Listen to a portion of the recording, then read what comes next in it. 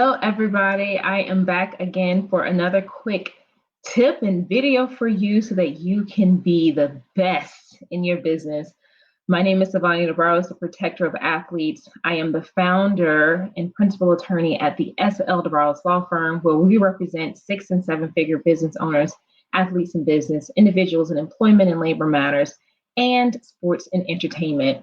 So I felt it necessary to come here and to share a quick win with you guys about representing 2 clients who came to me for a limited scope matter.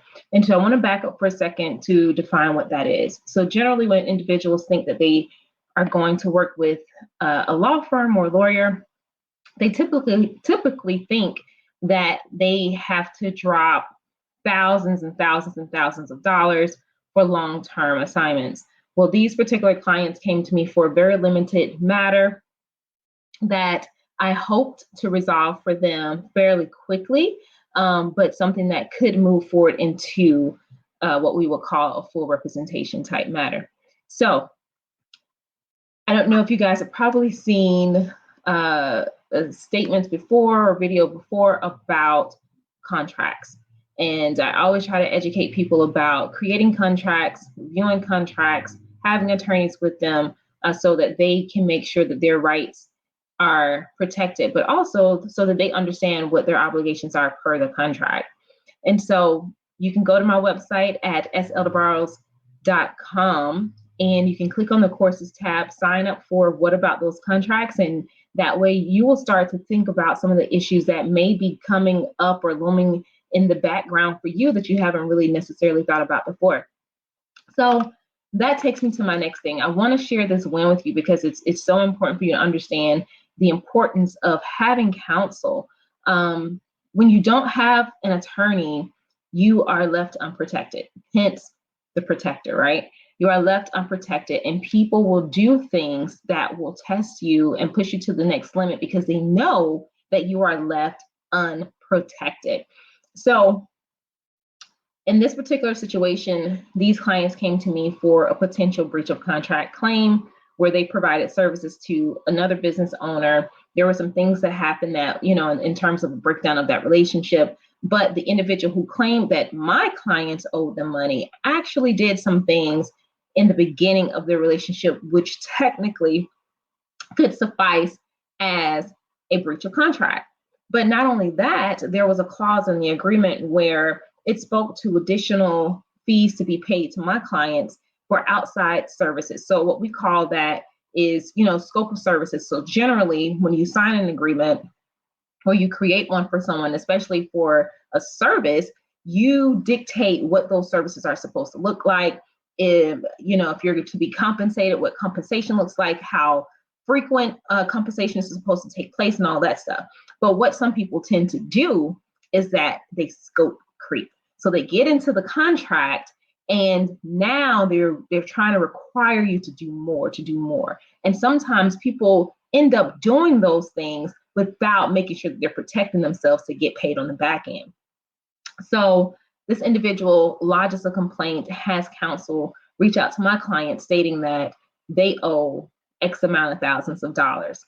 Well, they hire me on a limited scope basis.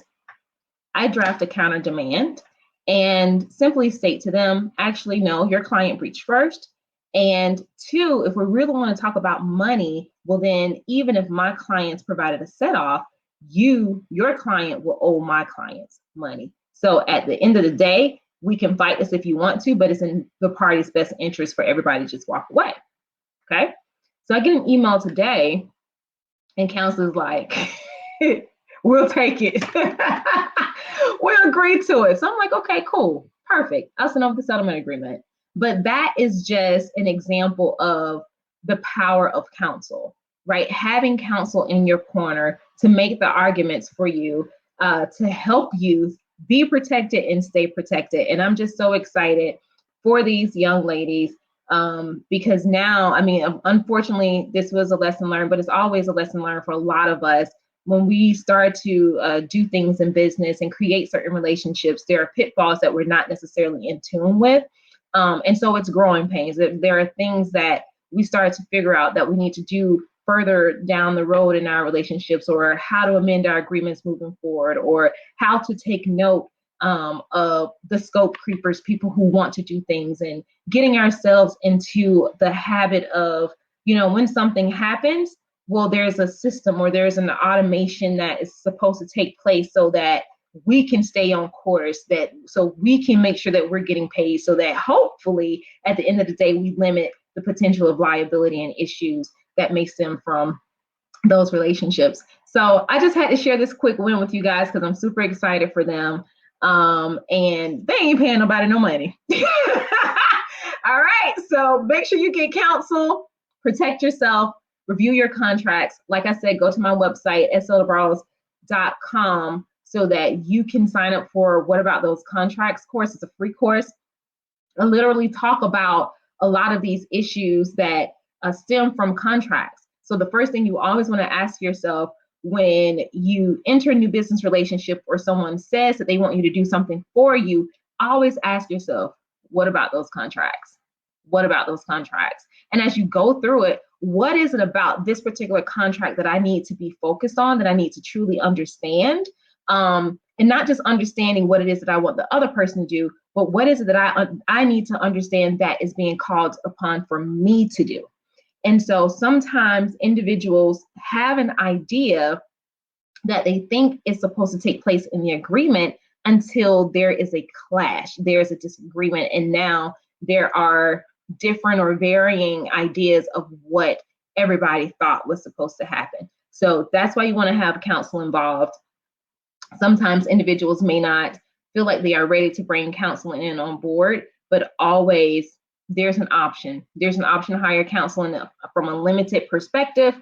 There's like limited scope matters where they handle just one particular thing for you. There's also the ability to have counsel come in to represent you in a fuller capacity if that's what you need. So just think about exactly what your business goals are, what it is that you hope to obtain from this, what type of things do you want to protect in your agreement, and just invest the money into having counsel to review that stuff for you before you sign on the dotted line, just so that you're clear in terms of what you think you're actually getting. All right, guys. So again, this is Attorney Sivonnia, the protector of athletes. Make sure you check out the website at sldebarros.com. Go ahead and get that free content at What About Those Contracts in the course section. Make sure that you sign up for that course so you have everything that you need to start thinking about these deals differently, so that you're not getting caught up in the middle of foolishness and chaos. All right. So we will check you later. Bye.